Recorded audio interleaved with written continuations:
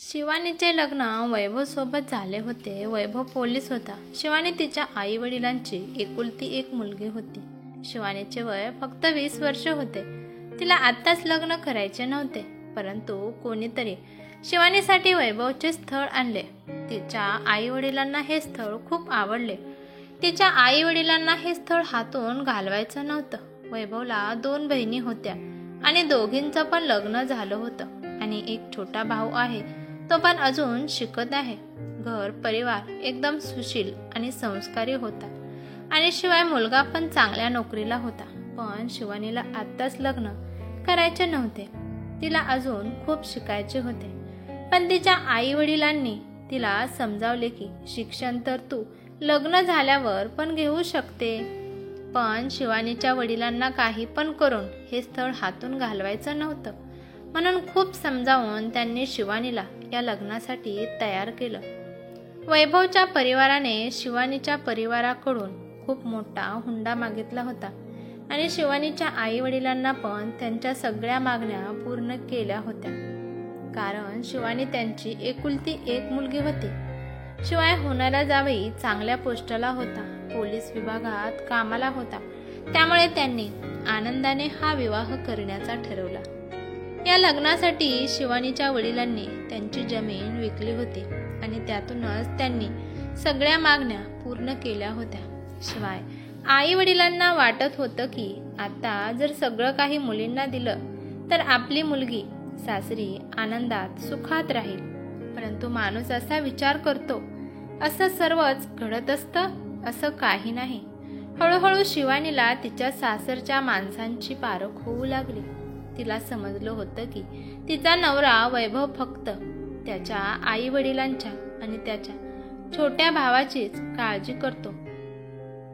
त्याला शिवानीबाबत काहीच घेणं देणं नव्हतं. वैभवचे वडील जास्त काही मोठे काम करत नव्हते, म्हणून त्यांनी भविष्यासाठी काही सुद्धा कमवून ठेवले नव्हते. शिवानीच्या माहेरच्या स्टेटसला तिचं सासर शोभत नव्हतं, कारण शिवानी श्रीमंत माहेरहून आली होती. शिवानीच्या वडिलांनी फक्त वैभवची नोकरी पाहून तिचे लग्न वैभव सोबत करून दिले होते.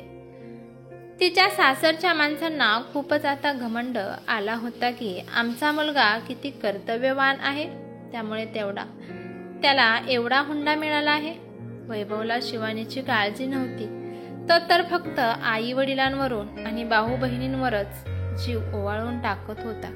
फक्त रात्रीच्या वेळी तो शिवानीजवळ जात असायचा. शिवानीला कोणत्या वस्तूची गरज असेल तेव्हा ती तिच्या नवऱ्याला वैभवला पैसे मागत असायची.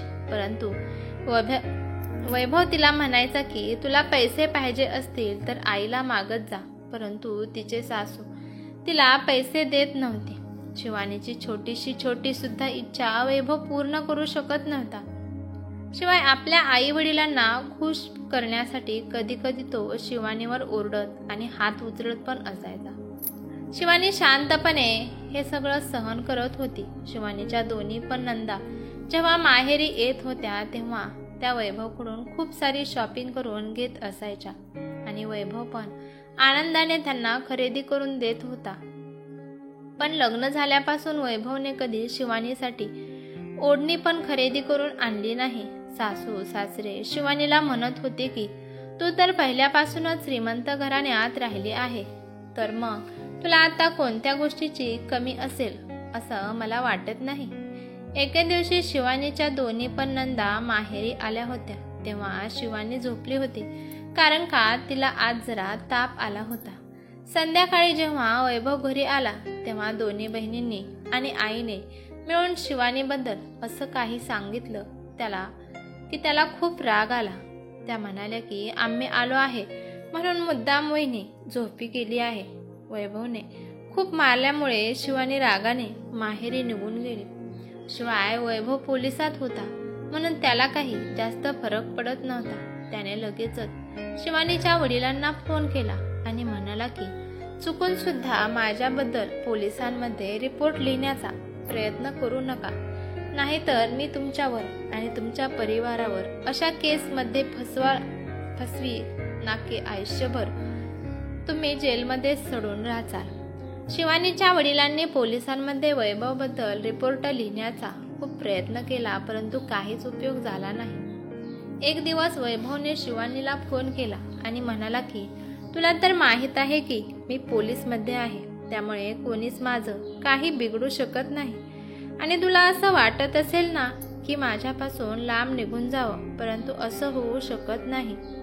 मी तुला काहीही करून देणार नाही. त्यामुळे तुझं भलं आहे की शांतपणे सासरी निघून ये आणि घरदार सांभाळ. जर तू नाही आली तर मी तुझ्या परिवाराला पण सोडणार नाही. आपल्या परिवाराचं नाव ऐकल्यावर शिवानी घाबरली आणि तिने सासरी जाण्याचा निर्णय घेतला. तिचा नवरा कोणत्या बुद्धीचा आहे हे तिला आता कळालं होतं. शिवानीच्या वडिलांना आता पश्चाताप होत होता की चांगली नोकरी बघून मुलीचे लवकर लग्न करून दिले, पण मुलीला तर कोणतंच सुख भेटत नाही. शिवानीचे वडील तिला म्हणाले, बाळा तू नको जाऊस, मी तुझा घटस्फोट करून देतो, त्यानंतर मी तुझं चांगल्या परिवारात लग्न करून देतो. शिवानी तिच्या वडिलांना म्हणाली, बाबा जाऊ द्या, तुम्ही टेन्शन घेऊ नका, हे माझ्या नशिबात लिहिलं होतं आणि ते घडत आहे. तुम्ही स्वतःला दोष देऊ नका, जे होईल ते होईल. आता असं म्हणून शिवानी सासरी निघून गेली. आता इकडे वरचेवर वैभव खूपच अहंकारी बनला होता, कारण त्याला गर्व झाला होता की माझ्या धमक्यांना भिवून शिवानी माघारी आली. आता घरात शिवानीला कोणच व्यवस्थित बोलत नव्हते. सगळे काही तिला नोकरांनी समजत होते. वैभव तर तिला छोट्या छोट्या गोष्टींवरून मारत असायचा, टोमणे देत असायचा आणि शिव्या पण देत असायचा. सासू सासरे, लग्न झालेल्या नंदा, दीर आणि वैभव हे सगळे आनंदाने जीवन जगत होते. कधी कधी तर शिवानीला वाटत होतं की आत्महत्या करावी, पण तिच्याकडे जगण्यासारखं काही उरलं नव्हतं. कोणत्याही परिस्थितीत तिचा नवरा तिला कुठे जाऊ देणार नाही हे तिला चांगलं माहीत होतं. बघता बघता शिवानीच्या लग्नाला 2 वर्ष झाले. ते सगळं अजून पण भाड्याच्या घरातच राहत होते, कारण वैभवच्या वडिलांची नोकरी छोटीशी होती आणि त्या नोकरीत नवीन घर घेणे त्यांना जमलं नाही. आता वैभव नवीन घर घेण्याचा विचार करत होता. वैभव पोलिसांमध्ये कामाला होता, म्हणून रिश्वत घेऊन तो कामे करत होता, त्यामुळे त्याला चांगले पैसे भेटत होते. कमी वर्षातच वैभवने खूप पैसे साठवले होते. कमीत कमी 1 करोड रुपयाचं त्याने नवीन घर खरेदी केलं. त्याचे वडील पण त्याला काही चांगले सांगत नव्हते. आता वैभवला कळले होते की जर घर त्याने त्याच्या नावावर खरेदी केलं तर तो फसू शकतो. त्यामुळे त्याने आई वडिलांच्या नावावर घर खरेदी करण्याचा विचार केला. शिवानी त्याची बायको असून पण तो तिच्या नावाने घर खरेदी करू शकत नव्हता, कारण तो शिवानीला कोणतीच किंमत देत नव्हता. वैभवच्या दोन्ही पण बहिणी खुश झाल्या की भावाने वडिलांच्या नावावर घर खरेदी केलं, कारण वडिलांच्या नावावर घर खरेदी केल्यामुळे त्यामध्ये त्यांचा पण वाटा येऊ शकतो. शिवानी आतल्या आत घुटत होती. तिला माहीत होतं की असंच जर चालू राहिलं तर ती लवकरच मरून जात असते. इकडे तिचे आई वडील पण तिच्यासाठी रोज रडत होते. जवळ पैसे असून पण ते आपल्या मुलीची मदत करू शकत नव्हते. एके दिवशी रात्रीच्या वेळी वैभव घरी येत होता, परंतु येताना त्याने भरपूर दारू प्यायली होती, म्हणून त्याचा एक भयानक ॲक्सिडेंट झाला आणि त्यात त्याचे मरण झाले. कोणालाच विश्वास बसत नव्हता की वैभव आता या दुनियेत नाही. पूर्ण घरात हंगामा सुरू झाला. सगळे खूप रडू लागले, कारण या परिवारातील सगळेच वैभववर डिपेंड होते. शिवानीला तर याच्यावर विश्वासच बसत नव्हता की अचानक हे काय होऊन बसलं. शिवानीला जास्त काही दुःख झालं नाही, कारण या 2-3 वर्षात तिच्या नवऱ्याने तिला एवढ्या नरक यातना दिल्या होत्या की त्यामुळे तिचं हृदय पण दगड झालं होतं. त्याने कधीच नवरा म्हणून तिची काळजी घेतली नाही. या 2-3 वर्षात वैभवने फक्त तिच्याकडून फायदा घेतला होता. तो तिला एकांतात जनावरासारखा तिच्यासोबत वागत असायचा. तिला मारायचा, शिव्या द्यायचा, टोमणे द्यायचा. असे भयानक किस्से तिच्या डोळ्यासमोर येऊन उभे राहिले. पण कसला तरी असला आपला नवरा होता म्हणून कुठे ना कुठे तिला दुःख वाटू लागलं आणि तिच्या डोळ्यातून अश्रू येऊ लागले. थोड्या वेळाने शिवानीच्या माहेरचे पण आले. पोलीस वैभवची बॉडी पोस्टमार्टमसाठी घेऊन गेले होते. त्यांच्या परिवारातील पण सगळे हॉस्पिटलमध्ये होते. घरी फक्त शिवानी आणि तिचे आई वडील होते. शिवानीच्या आई वडिलांना तिच्या भविष्यासाठी काळजी वाटू लागली. बघता बघता सकाळ झाली, परंतु अजून कोणीच हॉस्पिटलमधून घरी आले नव्हते. या 2-3 वर्षात शिवानीचं हृदय एकदम कठोर बनलं होतं. त्यामुळे ती मनाने नाही तर डोक्याने विचार करायला लागली होती.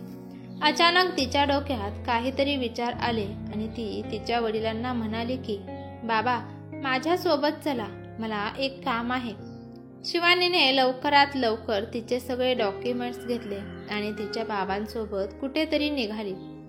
शिवानी थोड्याच वेळात ज्यांच्याकडून घर खरेदी केलं होतं त्यांच्याकडे गेली, कारण आज त्या घराची रजिस्ट्री होणार होती.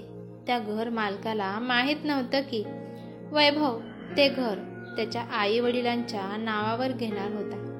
शिवानी त्या घर मालकाला म्हणाली की आज घर रजिस्टर होणार होतं ना. तो घर मालक म्हणाला की हो, आजच रजिस्टर होणार आहे.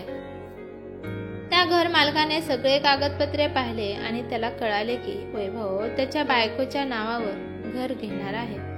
वैभवने त्या घराचे सगळे पैसे आधीच दिले होते. शिवानी लगेच कोर्टमध्ये गेली आणि ते घर ती तिच्या नावावर रजिस्टर करून घेते आणि लगेचच ती त्या घराचे पेपर घेऊन घरी येते. दुपारपर्यंत वैभवच्या घरचे वैभवची बॉडी घेऊन आले होते. वैभवचे अंतिम संस्कार झाल्यावर घरातल्या माणसांची शिवानीवर अत्याचार करायला सुरुवात झाली. सासू म्हणाली की डायन, माझ्या मुलाला तर तू खाऊन घेतलंस आहे. आता इथे कशाला राहिली आहेस? तुला तर मी इथे 1 मिनिट पण ठेवणार नाही. माझाच मुलगा जिवंत नाही तर तुला इथे ठेवून काहीच उपयोग नाही, असं म्हणून सासू तिच्या केसांना धरून ओढू लागली. शिवानीने हिम्मत एकवटली आणि सासूला धक्का देत म्हणाली की बास करा, खूप सहन केलं मी. तुमच्या त्या कुकर्मी मुलाने माझ्यावर खूप अत्याचार केले. त्याच्यामुळे माझं पण पूर्ण आयुष्य खराब झालं. आता त्यांचं भूत येऊन पण माझी मदत करणार नाही. सासरे म्हणाले की शिवानी, नवऱ्याबद्दल असं वाईट बोलताना तुला लाज वाटत नाही का? सासऱ्यांचं बोलणं ऐकून शिवानी हसू लागली आणि म्हणाली की पती पत्नीचं नातं काय असतं हे कदाचित तुमच्या मुलाला माहीत नव्हतं, म्हणून तर तो माझ्यासोबत एखाद्या राक्षसाप्रमाणे वागत होता. आणि जर तो राक्षसच आता जिवंत राहिला नाही तर त्याच्या परिवारासोबत पण माझा काहीच संबंध नाही. शिवानीच्या दोन्ही पण नंदा म्हणाल्या की ठीक आहे, मग आमच्यासोबत तुझा काही संबंध नाही तर मग इथे कशाला थांबली आहेस? आत्ताच्या आता या घरातून निघून जा. शिवानी हसत तिच्या नंदांना म्हणाली की या घरातून मी जाणार नाही तर या घरातून आता तुम्ही सगळे जाणार आहात. हे घर माझ्या नवऱ्याने विकत घेतलं होतं आणि हे घर आता माझं झालं आहे. मरता मरता एक चांगलं पुण्य करून गेला आहे तुमचा मुलगा. सासऱ्यांनी लगेचच घर मालकाला फोन केला आणि सांगितले की घर रजिस्टर तर आमच्या नावावर होणार होते, तर मग ते कधी करायचे आहे? घर मालक म्हणाला की हे काय बोलत आहात, तुमचं घर रजिस्टर तुमच्या सुनेच्या नावावर झालं आहे. हे सगळं ऐकून सासऱ्यांच्या पायाखालची जमीन सरकली. घरातल्या सासरच्या माणसांची हालत पाहून शिवानीला हसू आले. ती म्हणाली की आता हे घर माझं आहे आणि या घरात कोण राहणार आणि कोण नाही राहणार याचा निर्णय फक्त मी घेणार आहे. लवकरात लवकर तुम्ही या घरातून निघून जावा, नाहीतर मी हाकलून या घरातून तुम्हा सगळ्यांना बाहेर काढीन. त्यानंतर शिवानी सासूला म्हणाली की माझ्या नवऱ्याची जी नोकरी आहे त्या नोकरीवर तुमच्या बारक्या मुलाला लावण्याचा अजिबात प्रयत्न करू नका, कारण का ती नोकरी फक्त माझी आहे आणि मी तिथे जॉईन होणार आहे. वैभवचे आई वडील म्हणाले की शिवानी असे कसे करू शकतेस? आम्ही तर तुझ्या नवऱ्याचे आई वडील आहोत. शिवानी म्हणाली की जेव्हा नवरा जिवंत होता तेव्हा पण नवऱ्याने सुखाने राहू दिलं नाही आणि तुम्ही पण मला सुखाने राहू दिलं नाही.